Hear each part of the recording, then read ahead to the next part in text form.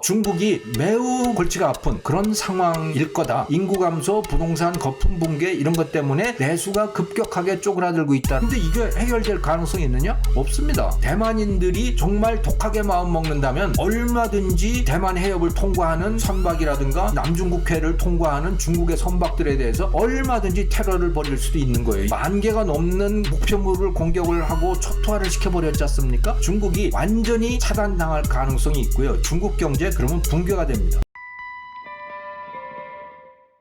피크 차이나라고 하는 게 뭡니까? 지금 중국이 가장 강력한 상태다. 시간이 가면 갈수록 점점 더 국력이 떨어진다. 라고 하는 의미가 바로 피크 차이나라고 하는 그 단어의 뜻이잖아요. 이 그래프를 한번 보시죠. IMF가 미국과 중국의 GDP를 비교를 해서 중국의 GDP가 미국 GDP의 몇 %인가 라고 하는 것을 쭉 그래프로 보여주고 있는 거거든요. 그런데 이게 2000년대 무렵 2010년대 뭐 이때 보면 거의 10% 정도 수준밖에 안 됐어요. 그런데 이게 쫙 올라가죠. 중국의 GDP가 급격하게 성장을 해서 이게 피크가 언제냐면 2021년이에요. 그때 보면 미국의 76.6%까지 올라갑니다. 거의 80%가 다 되는 거예요. 이 당시의 기세에 의하면 이거 뭐 한 5, 6년만 지나면 2025년만 지나면 중국이 미국을 추월할 거야. 이럴 기세였습니다. 그런데 2022년부터 이게 추락을 하기 시작하잖아요. 급격하게 떨어지는 걸 볼 수가 있어요. 그래서 2026년 올해는 어떻게 됐냐면 64.4%까지 떨어져 있어요. 77%가 64%로 떨어진 거예요. 그 몇 년 만에, 한 5년 만에. 앞으로는 어떻게 될까? 뭐 이건 두고 봐야 될 일이지만 더 떨어질 가능성 큰 거죠. 자, 근데 이거 반전이 가능할까요? 중국이 여기서 다시 치고 올라가서 미국을 추월할 가능성이 있을까요? 저는 가능성이 매우 낮다고 봅니다. 왜? 이렇게 중국이 떨어지고 있는 그 원인을 생각을 해보면 분명하게 알 수가 있는 겁니다. 중국이 지금 미국과 비교해서 추락하고 있는 이유가 뭐냐? 크게 보면 세 가지거든요. 첫째는요. 미국 서방과의 관계가 단절되기 때문이에요. 미국 또 유럽 국가들이 중국을 끊어내기 때문에 이런 문제가 생기고 있는 겁니다. 그게 첫 번째예요. 중국이 그러니까 시장을 그만큼 잃고 있는 것이죠. 네. 두 번째는 뭐냐?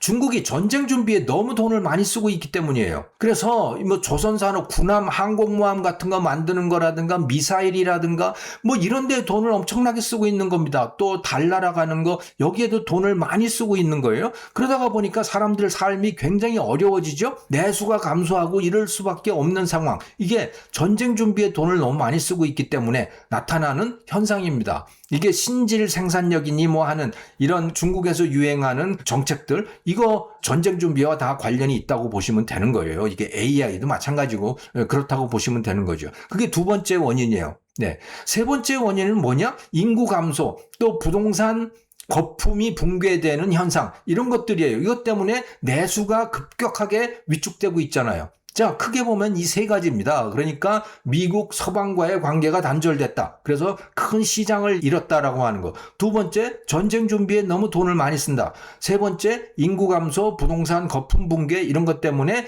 내수가 급격하게 쪼그라들고 있다라고 하는 이 세 가지의 원인인 거예요. 중국의 경제가 미국에 비해서 지금 위축되고 있는 그런 이유는. 그런데 이 세 가지 이거 해결될 가능성이 있을까요? 없습니다. 미국 서방과의 관계가 좋아질 가능성? 이거 거의 없다. 전쟁 준비를 멈출 가능성? 이것도 거의 없다. 인구 감소, 부동산 시장이 살아날 거? 이런 가능성? 이것도 거의 없는 거죠. 왜? 이거는 부동산 시장이 죽어버리는 거는요. 중국의 국영은행들, 중국의 이제 큰 돈들을 움직이는 중국 국영은행들, 여기가 대부분의 돈을 움직이고 있잖아요. 그게 부동산 부문에서 돈을 뽑았기 때문이에요. 그렇게 뽑은 돈을 전쟁 준비에 투입을 하고 있기 때문에 부동산 거품이 저렇게 급격하게 붕괴가 된 거거든요. 근데 이게 해결될 가능성이 있느냐? 없습니다. 예. 중국이라는 나라가 중국인들이 중국몽이라고 하는 걸 추구하죠. 중국몽은 뭡니까? 지금부터 100년 전 아편전쟁 이전의 영토를 회복하겠다는 거 아니에요. 예. 그 꿈을 꾸고 있는 한, 그 꿈을 추진하고 있는 한 이건 해결될 가능성이 없습니다. 또 시진핑 주석이 권력을 갖고 있는 한 또 해결될 가능성이 없어요. 그리고 공산당 일당 독재가 계속되는 한 그 철학이 바뀔 이유도 없는 겁니다. 인구 감소 역시 마찬가지죠. 그들이 원하는 거 뭐냐? 다시 말씀드리지만 중국몽이에요. 과거의 영토를 회복하는 겁니다. 대만을 되찾는 거. 또 조금 더 나가면 이 서태평양의 지배권을 확립하는 거. 예, 그래서 남중국해라든가 또 뭐 필리핀이라든가 이쪽 여기를 다 자기 걸로 만드는 거예요. 그 바다들을. 조금 더 나가면 호주의 바다라든가 또는 하와이 서쪽 바다는 다 자기들 세력권으로 하겠다라고 하는 거. 이런 꿈을 꾸고 있는 거거든요. 그런데 이 꿈을 이루려면 어떻게 해야 됩니까? 미국, 일본, 호주하고 맞서야 되는 겁니다. 물론 대한민국과도 맞서야 되지만 대한민국은 웬만하면 중국의 입장에서는 한국은 어떻게든 끌어안으려고 하는 그런 대상인 겁니다. 왜? 약한 고리거든요. 미국이나 일본, 호주처럼 미국하고 찰떡같이 이렇게 딱 붙어있는 관계는 아니잖아요. 우리가 봐도. 예. 특히 이재명 정권 같은 그러니까 민주당 정권을 보면 그렇잖아요. 예. 그러니까 중국은 어떻게든 대한민국은 끌어안으려고 하는 약한 고리인 거예요. 미국의 동맹이라고 하는 관점에서 볼 때. 근데 미국, 일본, 호주는 강력하게 중국을 봉쇄하려고 지금 확실하게 태도를 정한 상태입니다. 그러니까 중국의 입장에서는 어떻게 해야 돼요? 군사적으로 강력해질 수밖에 없는 겁니다. 그러니까 해군 함정 숫자를 급격하게 늘리고 미사일을 그렇고 또 이 적외도 위성도 굉장히 빠른 속도로 지금 쏘아 올리고 있는 거거든요. 그래서 물론 위성의 숫자를 놓고 보면 일론 머스크의 스페이스X가 압도적으로 많이 갖고 있지만 중국도 지금 굉장히 빠른 속도로 위성의 숫자를 늘리고 있는 상황인 겁니다. 왜냐하면 위성이 있어야 이 군사작전 이런 것도 원활히 할 수 있잖아요. 지금 뭐 이란 전쟁이라든가 또 우크라이나 전쟁 이런 것들을 보면 거기서 위성이 파악하고 있는 상대방 그 적 군대의 위치라든가 이런 것들이 정말 중요한 정보이지 않습니까? 그게 있어야 작전을 하잖아요. 그러니까 중국이 이런 데에다가 굉장히 많은 투자를 하고 있는 거예요. 왜? 궁극적으로는 미국과 승부를 보기 위해서 그러는 겁니다. 미국과 승부를 보자고 하니까 일본, 호주와도 맞서야 되는 거고 그러자니까 굉장히 많은 군사력에 대한 투자가 필요한 거죠. 자, 그런데 이제 미국과의 승부가 문제 아니겠습니까? 군사적인 승부. 근데 그 승부를 보려면 더 늦기 전에 해야 되는 거예요. 시간이 갈수록 어려워지잖아요. 왜? 경제력 격차가 이렇게 커지고 있지 않습니까? 2021년이 피크였단 말이죠. 점점 더 갈수록 격차가 벌어지게 되는 거예요. 예. 그래서 이게 더 늦기 전에 해야 된다라고 하는 그런 초조함이 중국에는 있을 수밖에 없는 겁니다. 예. 그래서 이것을 그 미국의 그 존스 홉킨스 대학의 할 브랜즈라고 하는 교수가 있거든요. 이분이 블룸버그에도 계속해서 이제 고정 칼럼니스트도 하고 있고 이 할 브랜즈 교수가 그 데인저 존이라고 하는 위험지구, 위험지대라고 하는 책을 발매를 했어요. 이게 이제 몇 년 전에 이미 내놨는데 이미 이런 상태를 내다보고 있는 거죠. 그래서 데인저 존이다라고 하는 거예요. 뭐가 위험하냐? 뭐가 위험지대냐? 바로 2020년대 자체가 데인저 존이라고 하는 거예요. 그러니까 중국의 입장에서는 굉장히 초조하기 때문에 더 늦기 전에 미국과의 국력차가 더 벌어지기 전에 하루라도 빨리 일을 벌려야 된다라고 하는 거예요. 그래서 데인저 존인 겁니다. 지금이 2020년대, 2030년이 오기 전에 뭔가를 벌려야 되는 그런 상황이다. 왜? 국력 격차가 자꾸 벌어지기 때문에 그런 거죠. 그래서 지금이 매우 위험한 상황이다. 이렇게 이야기를 해볼 수가 있는 겁니다. 그러니까 여기서 이제 위험한 모험을 감행할 가능성도 상당히 높은 상황이다. 자, 그런데 사실 시진핑 주석의 입장에서 중국 공산당의 입장에서는 참 난감한 상황일 거예요. 아, 빨리 뭔가를 벌려야 되는데 지금 세상 돌아가는 걸 보면 이게 쉽지가 않은 거예요. 뭐가 쉽지가 않느냐? 당장 우크라이나 전쟁, 이란 전쟁만 놓고 한번 보십시오. 우크라이나 전쟁이 누구와 누구의 전쟁입니까? 우크라이나와 러시아 간의 전쟁이잖아요. 그런데 이 전쟁을 시작했을 때 2022년 2월 달 그 당시에 우크라이나는요, 러시아의 상대가 되질 않았습니다. 군사력으로 도저히 비교가 안 되는 나라였어요. 그거는 그야말로 며칠이면 다 끝나는 전쟁이었어요. 객관적 데이터만 놓고 보면 그러했단 말이죠. 병력 숫자, 미사일의 숫자, 탱크의 숫자, 전투기의 숫자 모든 게 다 우크라이나는 러시아의 상대가 되지 않을 정도로 정말 형편없는 나라였습니다. 그런데 지금 전쟁이 어떻게 됐습니까? 오전이 넘었는데 이게 해결이 안 되고 있잖아요. 오히려 지금 우크라이나가 러시아와의 전쟁에서 지금 반전을 이루어내고 있어요. 오히려 반격이 더 심각해지고 있고요. 러시아가 지금 오히려 밀리는 상태처럼 되어버리고 있는 거예요. 왜? 우크라이나가 너무나 빨리 이 드론 전투력을 빨리 증강을 하고 있고, 그러다가 보니까 다른 이 유럽의 폴란드라든가 독일이라든가 영국이라든가 이런 나라들이 오히려 가서 우크라이나에 가서 배울 정도로 이 군사력이 강력해지고 방위산업이 정말 급속도로 발전하고 있는 상황이거든요. 그러니까 오히려 러시아가 지금 밀리고 있는 상황이에요. 이렇게 돼버렸잖아요. 그러니까 전통적인 관점에서 봤을 때 군사력의 격차라고 하는 게 이제는 전혀 의미가 없는 상황이 되어버린 겁니다. 그래서 요즘 한번 보세요. 러시아가 얼마나 이 스텔스기라든가 이런 걸 많이 개발을 해놨어요. 얼마나 많이 가지고 있습니까? 이게 힘을 씁니까?